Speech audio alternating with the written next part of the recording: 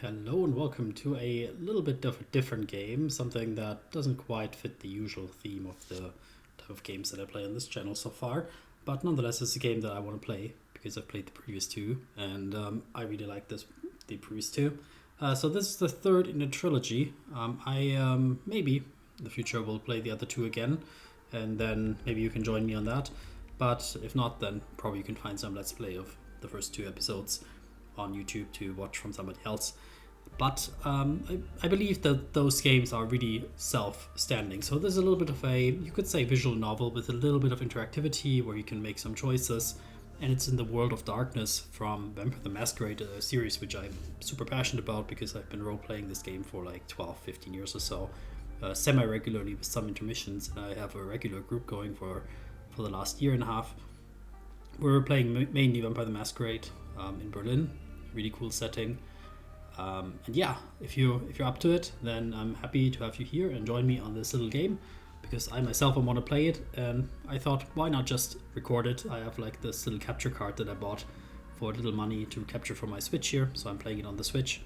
Yeah, let's go. Let's jump in. So we have the choice of two characters. One is locked. Interesting. So you have to complete another person's story first before you can play the second protagonist. That's cool. So Kali is a Ravnos. Ravnos are one of the clans of the Vampire the Masquerade. My sire's gone AWOL. So my sire, the person who made her a vampire, he's absent without leave, so he left and didn't educate her, I suppose. And I've got no clue why. It sucks, but hey, I'm a raven. When things get dicey, I go with my gut. And right now, it's telling me to just keep searching. It hasn't let me down so far. And it won't start now. Right? I like her. Like, she looks cool, especially with that little Walkman. I myself have also a Walkman. Love my Walkman.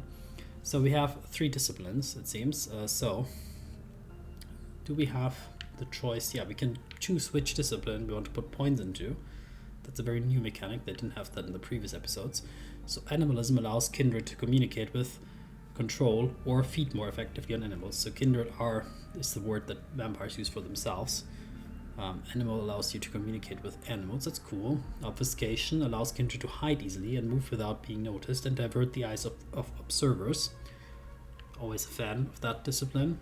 Presence is the kindred ability to influence emotions in others and attract or terrify. We have 2 available points. We can, I guess, put only 1 in each. So we have to make a choice. I think animalism is a very fun one. Can I put the second one here as well? No. So we have to choose between are we a bit more attracting or terrifying people or hiding? I think obfuscate for me is like the more natural choice, so I will go with presence just because I think it's, yeah, maybe the less obvious choice for me. So how do I confirm? Submit here. So hunger is on. Hunter threat. So yeah, hunger means that we have to use struggle against your inner beast by adding risk management to disciplines. Sure, why not? Hunter threat. The hunters are watching your every move. Play it safe or risk getting ambushed. Okay, sure. Let's do it. Night 1, the beginning.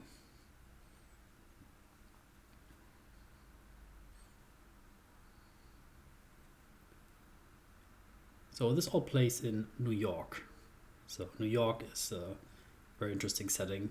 It's ruled by the kindred, by the vampires of the night. They're hiding in the darkness, controlling humans, all that jazz. Oh, there she is. I think Kali was her name.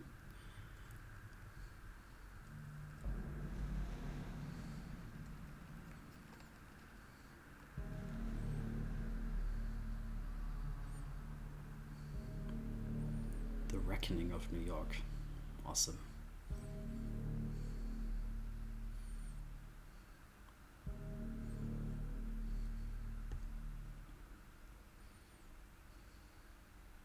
December 2024, 7 nights till New Year.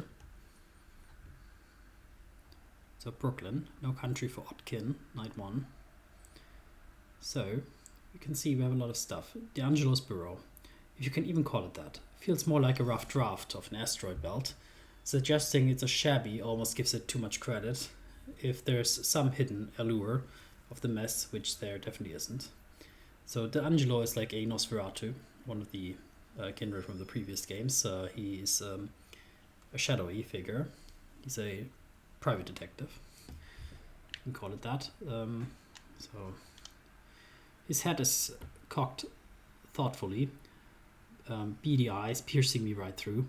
Does this acute interest stem from the matter I brought in, or does he simply enjoy watching me wiggling in the wretched chair? I'd ask, but underneath the repulsive mask of his face I noticed something that looks a lot like fear. A detail I pocket for later. A strong synthetic odor taints the still air. The world is moving forward, but this crap reeks worse than the average smoke. And the way he squashes those mini sticks in the ashtray, it's clear D'Angelo is struggling to shake off an old habit. Not that I'm one to throw stones, but he's quite the character. Usually useful, but infuriating too, at times. Like right now, for example. There he is. D'Angelo. Let me just get straight. You lost your sire, eh?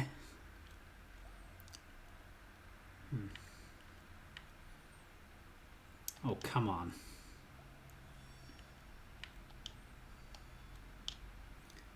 I didn't lose him, you goof. He just never turned up for our meeting. Easy, Tiger.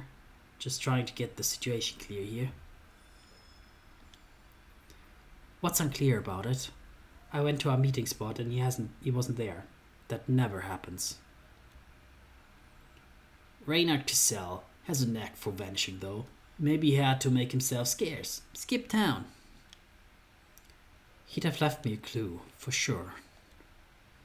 You're still relying on all those wall tags? That hobo code or whatnot? Little Chandler here has totally been killing it lately. I mean, I might have casually mentioned the code once or twice, but nothing major. Well, alright. Maybe I showed him a symbol. One that's pretty much useless on its own. Say, if Reynard catches wind of me spilling the beans, he's gonna flip. He's like Fort Knox when it comes to our secrets. We do, and I found absolute zilch. Which doesn't happen, by the way. We never bail on each other. When we split up for stuff like this, it's just too dangerous. Maybe he didn't have a chance to leave a trail. Where were you two supposed to rendezvous?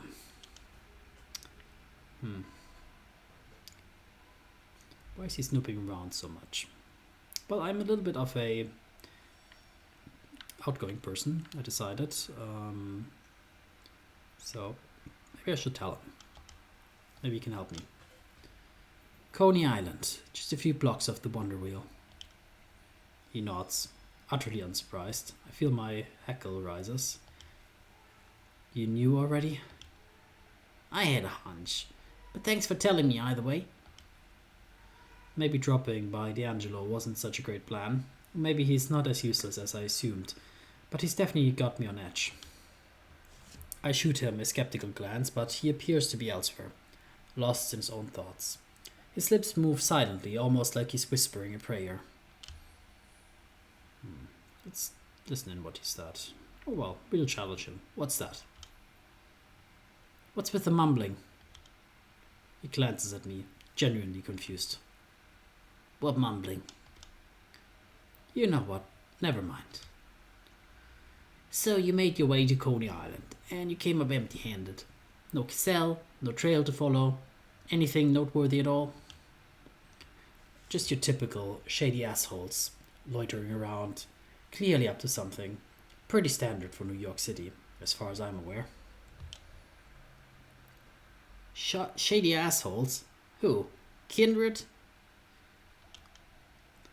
Regular folks, I think. All twitchy and restless. He furrows his brow, nodding slowly, but seems more in mourning than in deep thought. When he finally speaks, it's not at all what I expect to hear. To be frank, Callie, I'm running short on answers. Your sire seems just temporarily unavailable, or gone for good, or something else. Can't say I'm entirely shocked. He tries to stroll around nonchalantly, but the mess in his burrow just as nonchalantly throws him off balance. It completely ruins his noir vibe. So I shoot him a cheeky grin, but he's too caught up in to even notice. Breaking character must have rattled him good. If I were you, I'd take a leaf out of this book and disappear. Pronto. In fact, that's exactly what I intend to do once I'm through with the business in the city. I unpocket the fear observed a moment ago and give D'Angelo another good, lasting look. He's generally terrified, like seriously scared. But there's this hint of desperation too. I've got to tame my inner con artist. She's practically saliving in my head, just waiting to join in. But when things go south, D'Angelo is the body you stick with, not somebody you ditch and forget.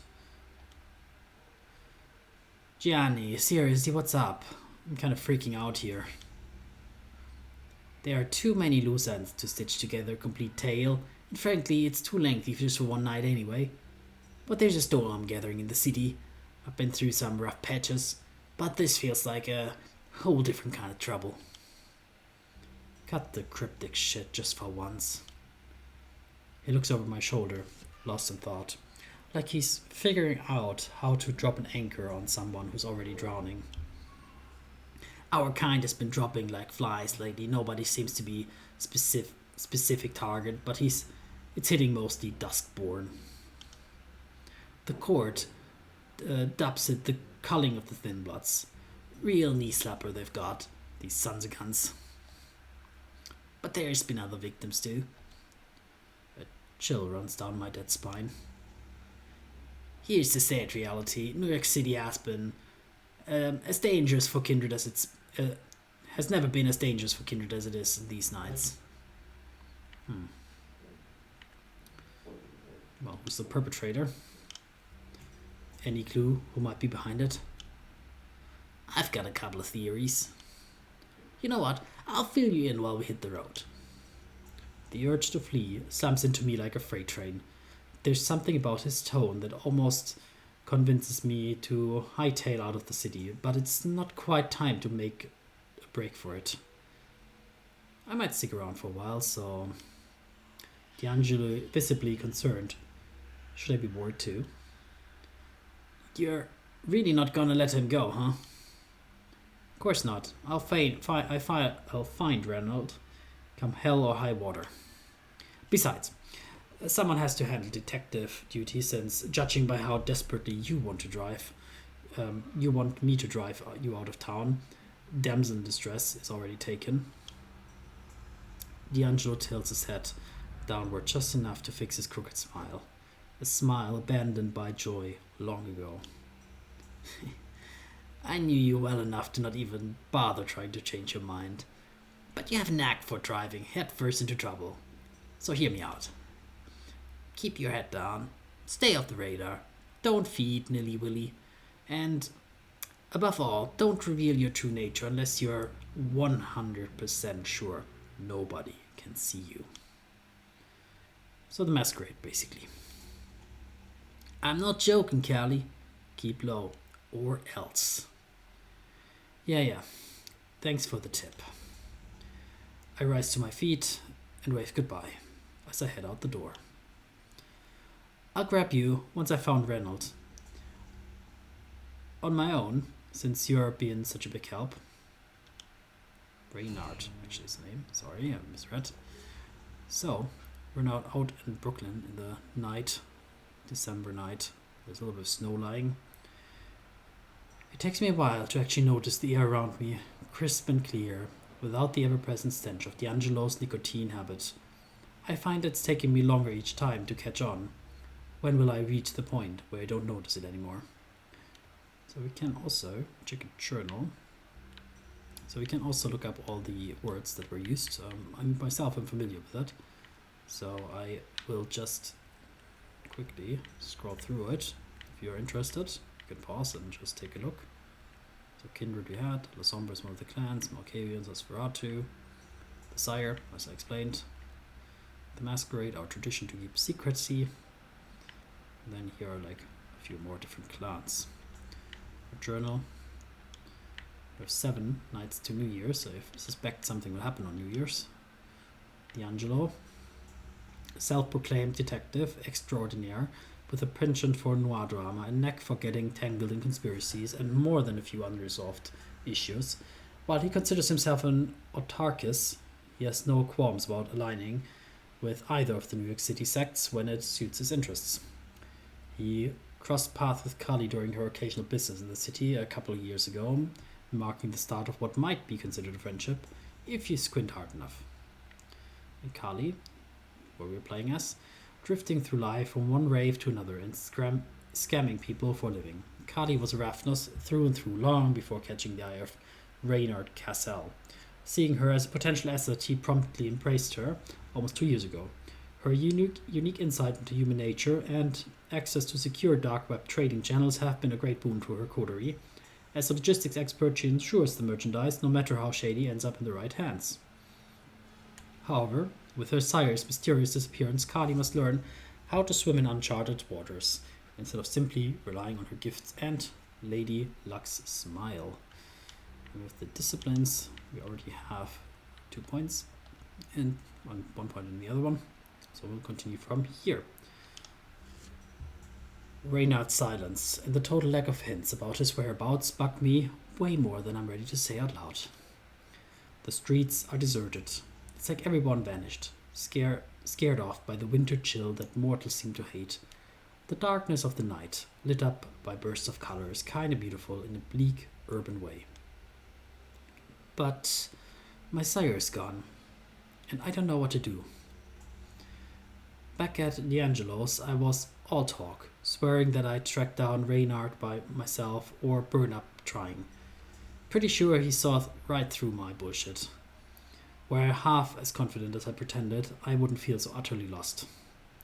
In late December, the big fucking dangerous apple, of all places. If D'Angelo's warning have any weight, maybe it's time to bulk up on our supplies.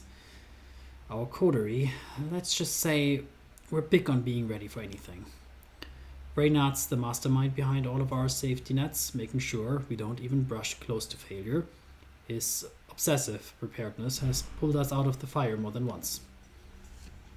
Wherever we're running our gigs, we've got these spots stocked with goods, and let's call it personal protections. One of those hidden caches lies just around the block, if I remember right. It's been ages, but that's probably the first place I should hit up before I go hunting for Reynard. Better safe than in a grave, right? Right. So now we have the opportunity to visit different places that we can select. So square one, the RV. Sure, my RV is a fortress on wheels and all, but I better move it before it starts drawing too much attention. And if anything happens to our stash, well, I'd rather not dwell on that unless I'm one dodging Reynard to become my main focus instead of figuring out where he vanished. Square one, the Coney Island. The rundown parking lot where I stashed my RV seemed deserted enough to keep away prying eyes. I should head back to Coney Island and see if Reynard showed up while I was away, or maybe he left one of our signature wall signs cluing me in on what to do next. Or precautionary measures. Survival is the game we all play, or so Reynard always preaches to our gang. That's why we've stashed supply caches all over. If D'Angelo's warning holds water, grabbing some supplies might actually come in handy. So yeah, I feel like... So the main quest is these two, and this is a detour. But getting a few supplies, I do feel like that does sound like a good thing. We don't know what's coming. We don't know who we're up against. So let's go for precautionary measures. Great. Just fucking great. Looking over the wreckage of what must be my secret stash, I can't stop the flood of swears. Whoever the hell found it, they cleared it out completely. They didn't even have the courtesy to leave a "my bad for the raid" note. It wasn't a treasure trove or anything. Just an old combat knife, a bulletless revolver, some jewelry I was planning on pawn off for far less than what they're worth. I get why they take that stuff, but seriously, what's anyone gonna do with a cooler full of expired blood bags? Could this have been the work of one of our kind, After what D'Angelo said, it doesn't seem too far-fetched. Fuck. Wherever they are, they better hope I don't find them first. Stepping back onto the streets, the harsh reality hits me. My gear is history, and no amount of complaining is gonna make it magically bring back. Believe me, I've tried. But then again, maybe I'm just being paranoid. D'Angelo has a thing for urban legend and slapping conspiracy theories onto pretty much anything. Why should this time be any different? It's Christmas after all. Around these parts, looting is practically a holiday tradition. As I'm coming to terms with my situation and thinking about what to do next, I get that weird feeling. It's like my inner alarm system. It's giving me a nudge, telling me something's off. A quick look around me confirms it. Yep, I've got followers, and not just one, but two. Finally, I'm hitting my social media milestones. My gut tells me to move faster, and I find myself darting into a barely lit alleyway, disappearing into the shadows. I press myself against the cold bricks and wait. That's when I catch it. A high-pitched voice, filled with endless babble. Her words cut through the air, harsh and acidic. She's talking about me, and it's far from flattering. Squeaker. It was here. The freak dropped in all the drab grey. You haven't told ya. Drab grey? Who the hell does she think she is? I need to get a look at them. Girl, we come back empty-handed for a third time and we're fucking cooked. Oh, fuck her and her cheap-ass Forster Ranger get-up. The nerve to diss my look. Why are they even after me anyway? The one making all the noises, fidgeting non-stop like a squirrel high on candy, muttering something I can't make out. It's clear planning, impromptu actions isn't her strong suit. The other one seems timid, obviously wishing she was anywhere but here. I'd find the whole scene hilarious under different circumstances, but I've got bigger fish to fry than this low-budget, permanent midnight remake. So we can daunt them, scare the shit out of them. We could wait a little longer, or unfortunately we cannot walk away unseen because I guess we needed obfuscate for that. So scaring the shit out of them is gonna be what I'm gonna do. Screw it. Time to see what they're really made out of. I'd stride towards them, deliberately noisy. The quiet one faints immediately while the loud one's eyes go wide the moment she spots me. You were hunting for a freak. Well, congrats, you found one. Ah, shit! She recoils, fumbling for something under her jacket, panicking because it's taking too long. I channel every bit of the malice I've honed during my dark web days and unleash it full force on her. Oh, you think you can handle me? That's adorable. In a single fluid move, I'm up on her grill. Come on, bitch, I'll tear your asshole to so many pieces. They'll never put your story back together. Get away from me! Finally, she loses her shit and makes a run for it, tripping over her own feet on the way. I lose sight of her and her panic noises fade. It's almost riveting, if not for the reason she was here in the first place. In the end, I leave them both be. They weren't exactly a threat, but damn! Turns out D'Angelo wasn't just blowing smoke up my ass. But none of that alters my goals. Finally, Reynard remains a top priority. I could go back to Coney Island and see if he turned up while I was gone. The possibility of berating him for thoughtlessness cracks